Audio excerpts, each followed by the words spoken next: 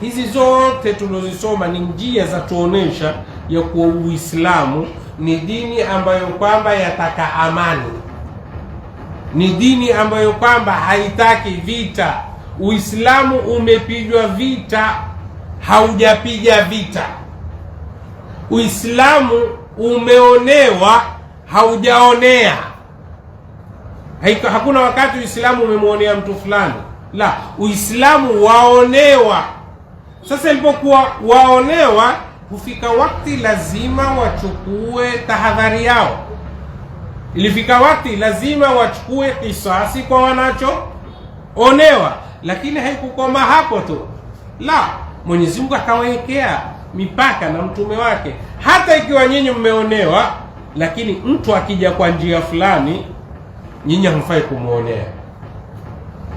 Mtu akija kwa njia fulani hamfai, hata kama wewe umeonewa.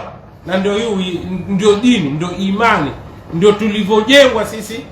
Mtu amekukosea, akakukosea, akija kwako, mwambie basi, halas.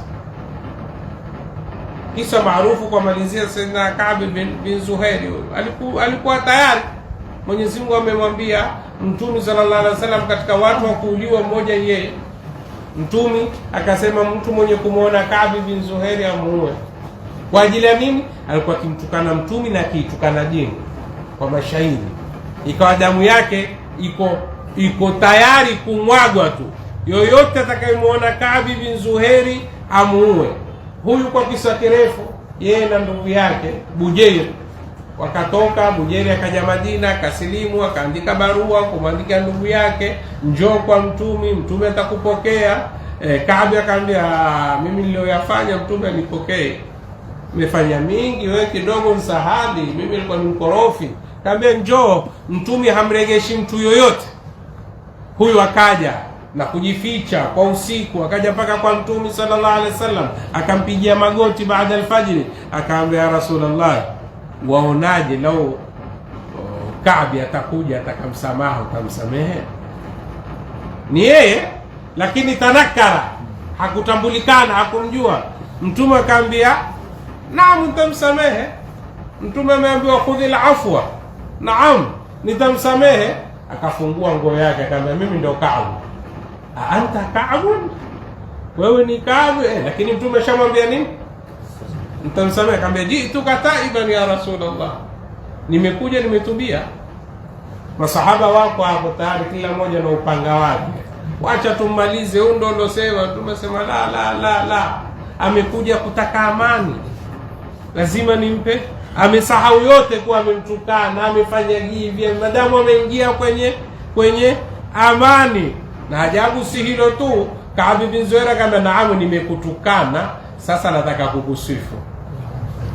Na ndio njia moja ya msamaha. Njia ya msamaha moja ni ukimtukana mtu wataka msamaha, kwanza msifu. Yeye mwenyewe akisikia umemsifu atakusamehe.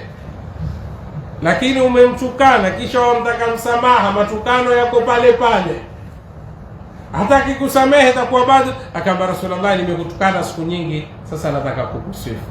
Ndio akaisoma burda yake maarufu mpaka leo. Hizi burda tunazoziita hizi zote asili yake ni burda ya Sayyidina Ka'b bin Zuhair, bana suadu fa qalbi al-yawma matbulun mutayyawun ithraha lam yufda. Akaisoma mbele ya Mtume, wama suadu ghadata al-bayni idra'alu illa aghannu ghadid at-tarfi makhulu hayfa'u muqbilatan ajza'u mudbiratan la yushtaka kisarun minha wala tulu umbitu anna rasulallahi aw'adani wal afwu 'inda rasulillahi ma'mul.